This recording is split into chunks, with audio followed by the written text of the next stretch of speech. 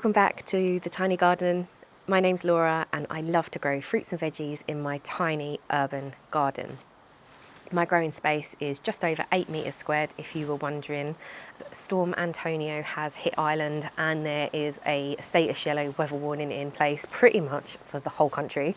So that basically means that we're expecting wind gusts of about 110 kilometres an hour. So I'm only praying that my tomatoes don't fall over, and also my patty pan, because I only staked up my patty pan the other day because it was climbing all over the brassica cage.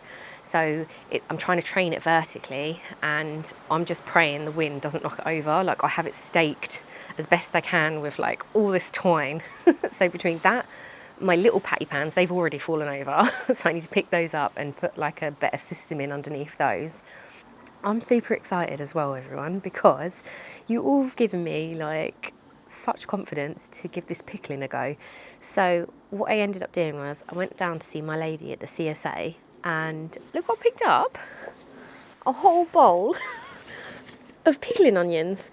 So you can all guess what I'm going to be doing over the next couple of days. It's actually a bank holiday here in Ireland. So I have Monday off and I'll have so today I'm filming this, it's Saturday, and I'll have a few days to learn how to pickle a few things, but I've already made the mistake and forgot to buy the pickling vinegar, so I'm gonna have to head into town and get that. But yeah, loads of little like pickling onions, organic, from my lady down at the CSA. So I'm super happy with that, and I'm definitely gonna give it a go. Today I've got lots planned, super excited, so let's get on with it. First things first, let's have a little look to see how the garden is faring in this weather. So the tomatoes are still standing, which is a result, considering they are nearly 9 foot off the ground now. You can see that the cage is obviously slightly leaning towards us, but nothing that can't be fixed. But yeah, absolutely delighted that they are still standing tall. The cage has obviously taken a small bit of damage, with the kind of centre supporting bamboo canes obviously have fallen out, so that's a shame, but nothing that can't be repaired. And thankfully there hasn't been a downpour of rain with this storm either, so the tomato fruits are still looking scrumptious and they haven't split, which is an absolute result. I'm so pleased with that. So yeah, fruit's still intact, the red fruit hasn't split. I'm pleased with that. The patty pan has seen better days, but we'll fix that later and prop him back up. Brassica cage is looking perfect, and the patty pan that I had staked up into kind of a vertical position hasn't split. So that is super good news. I'm very impressed with that. So yeah, cut that completely back, opened up that space, and it means that I can actually get round there now and tend to the other crops, and hopefully some light will actually get in the back there for my Costaluto tomato. Everything over here is looking intact. So yeah, overall I'm pretty happy with that. The wind is really starting to pick up now, but I have to say the sound of the rustling leaves is absolutely amazing. And it is so nice to actually get a breeze through here, because typically my garden is quite a dead spot. And it's actually so nice to be able to feel the wind coming through the garden. So what I'm going to do now is make some space so that I can actually pull the raspberries through and look after those. So I'm just going to pop my strawberry plants up out of the way and move the little table that they're on. These were actually the ones I pulled out of the bed the other week, and they have transplanted into those pots absolutely perfectly. So I'm super happy with that. So I'm just going to pull through the raspberries. So I actually have 2 containers which had 1 cane in each, and I had them last year, and this is the first year that they fruited for me, and they grew the most beautiful raspberries. So this variety is called Morning Promise, and I'm so happy with how prolific they were. Now we only had 1 cane on each plant this year, but you'll see from the second container that I bring round, it looks like next year we should probably have between 6 to 8 canes, I'd say roughly, if I can get them to last over winter. So next year, hopefully, we'll have an absolutely prolific crop.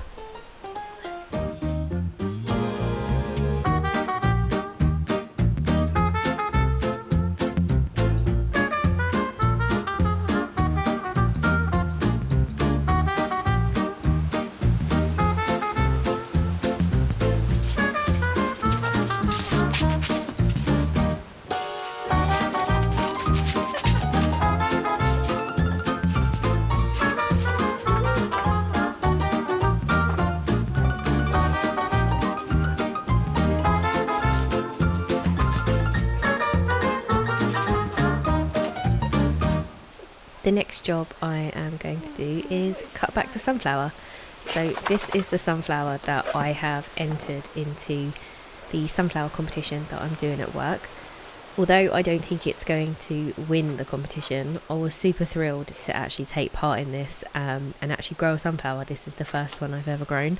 So I'm really proud that I was able to grow a sunflower. I didn't think it was going to be possible in a container, but as you can see, it is possible. I think if the weather was a bit nicer, the sunflower probably would have lasted a little bit longer and it would have looked a little bit better. I think the wet weather really took a toll on it. But I'm going to submit my sunflower measurement this week, and I'm going to give you an update on how I get on. And if I win, I will obviously let you know. But yeah, super thrilled with it. The bees absolutely loved the sunflower. I got a couple of cool pictures as well, and it was so nice just to see more and more pollinators in the garden this year compared to last year, so I'm super chuffed with that. So I'm really pleased to be cutting this down today, because obviously it's taking up a load of space and it's looking a little bit miserable. So Roo-Boo seems to be absolutely loving the sunflower just as much as the bumblebees did. She is chewing away there with the sunflower stem. Absolutely loving life.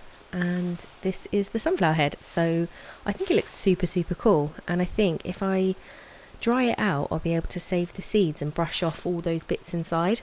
So I think what I'm going to do is pop it inside the house, let it dry out, and save the seed from it, which will be super cool. Yeah.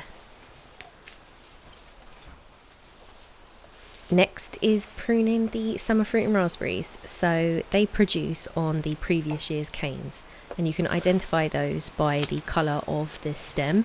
So obviously the light green one here on the right is a new cane, and the one on the left is last year's cane. So now that it has fruited, I am going to cut back last year's cane because it has finished production, and I'll leave the green one on the right hand side as well as the little ones at the bottom to grow on for next year, and they'll produce for me in the summer of next year. So what I'm going to do is just simply cut last year's cane right back at the base, and anything that's got new growth I will leave. So I'm just going to give it a little snip, and that's it. So straightforward. And then just leave your green ones to grow on, and they should produce for you next year. So I will need to come up with a better system for these, I think, because obviously I've only got one cane in each container at the minute, but I think I need to start thinking about maybe creating some sort of fan sort of trellis system for these to support each cane that does grow. But I do think we're going to be set for a really amazing harvest next year, so I'm super happy. And again, Roo-Boo seems to be hanging around looking for a few little sticks to chew. So she's in a very mischievous mood today.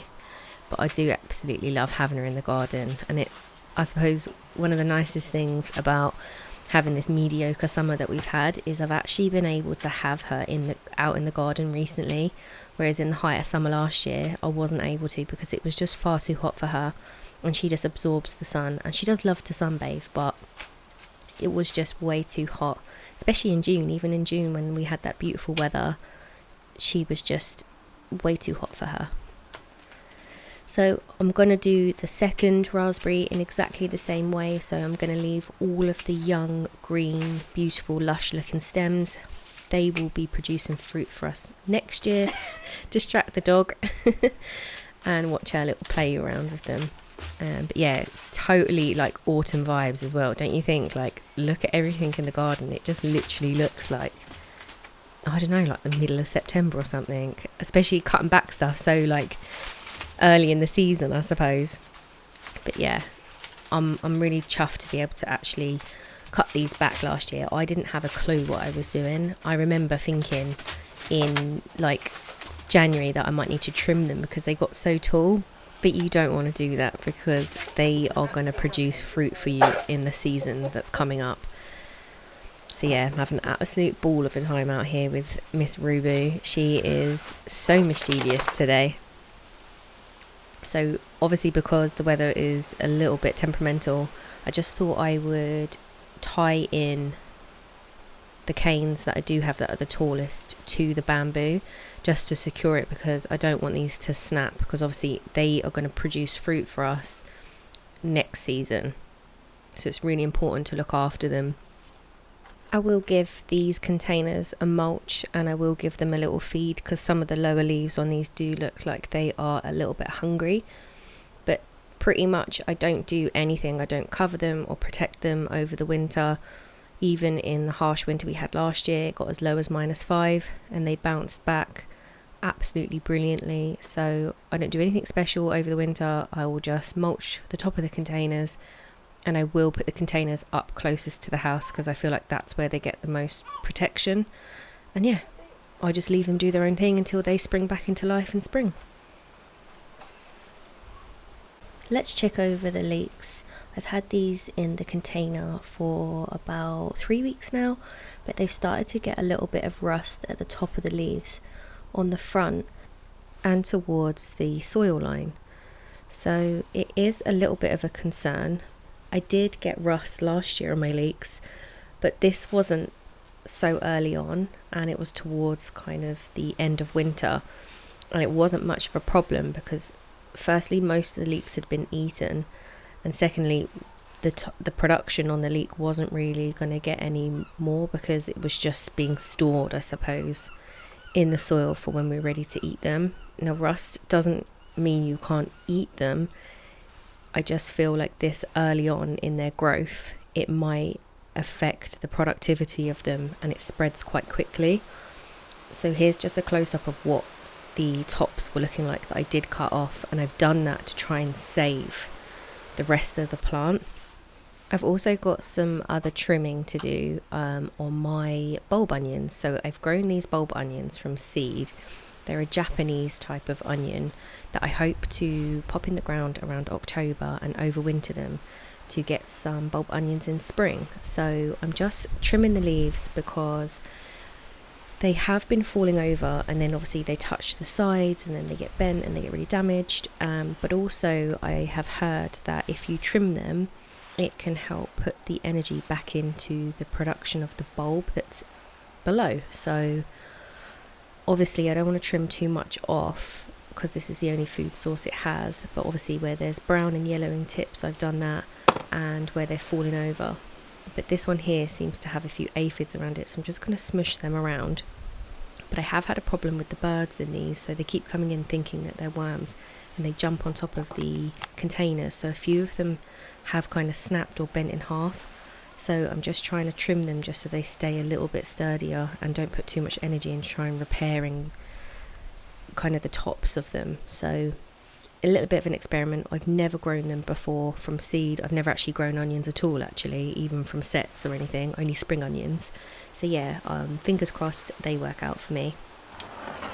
So we obviously trimmed out the sunflower there earlier, and what I'm going to do is I'm just going to dig up the root, because I don't actually know how big it is, but I actually want to plant some more leeks into this container, and that root is going to be in the way of where I want to plant one of them. So I'm going to put in, I think, 6 into this. I'm just going to refresh the container with a little bit of manure, and yeah, I'm just going to separate out the leeks that are in that pink container and pick the 6 strongest leeks that I can and pop them into this container. So we should have at least kind of 12 in containers. I have, I think, 4 or 5 in the bed where the beetroot was planted, and then have a couple of others scattered around that are just for like pest deterrent more than anything. But I absolutely love leeks. They're one of my favourite vegetables to eat, and I absolutely loved growing them last year. So these are the first this is the first year I'm growing them from seed myself. I actually bought them from Homebase last year as little starter plants, so I really hope these do well for me this year, because homegrown leeks are so lovely. So I'm just swishing the leeks in a little bit of water just to loosen up the roots, so when I don't damage them. Obviously last week when I planted them out, I kind of ripped them apart, so I'm just going to swish them in water, and that water is so cold. But I'm just going to swish them around, and it basically helps release the roots and does less damage to the root system, and they come apart a little bit easier. So when you're multi-sowing stuff into trays, this is a really good tip, just to be able to prise your plants apart without damaging them. And they come apart so simply, just so easily. And the roots mainly stay intact rather than like ripping them apart like I did last week. So yeah, a really strong root system and minimal damage. So I'm just gonna sift through and pick out 6 of the largest ones, and then we will plant them up. This variety is called Verdinet. I had great germination on the seeds. I did 2 sowings, one in early April, I believe, and then one in like mid-April, so like 2 weeks apart. So they are quite slow to grow, but once you have them sown and they've germinated, they are really like fuss free. Like I just kept them in that pink container since I literally sowed them and didn't really touch them. So they can just be sown, popped in a corner, and then ready to plant out when they're bigger. So the rule of thumb with these is to plant them out when they're about pencil thick. These are probably a little bit smaller than pencil thick, but I do think they're strong enough to kind of withstand transplanting. And I don't want to leave it much later for them to get established in these containers. I want them to have the best chance to overwinter and last through the colder season. So I don't want to leave it much later and risk them not being able to establish properly before the cooler weather sets in. So I plant my leeks quite deep. This is to try and get like quite a thick, long white stem on them. Last year I didn't plant them as deep as this, and if you haven't planted your leeks as deep as this, they will still produce, but they might not yield as much. But don't panic, because they should produce just fine. So I am just checking over these little leek seedlings and looking for rust, because obviously if left unchecked it will spread to all of these leeks in this container and possibly make the rust worse that was in the other container. And obviously left unchecked at this early stage, I really feel like it has the power to kind of compromise the harvest from these. They are only so young and they aren't fully established, so I just want to kind of keep on top of it as much as I can. But obviously the very wet July we've had has done us no favours, and these sort of fungal diseases are cropping up left, right and centre in the garden. Between this, the powdery mildew, the brown spot on my potatoes earlier in the season, it's just wreaking havoc, isn't it really? But I think a lot of us gardeners are having this problem this year. But it teaches you things, because other crops in the garden are absolutely thriving. Like I didn't realise how prolific my celery would be. The brassicas are absolutely loving this weather.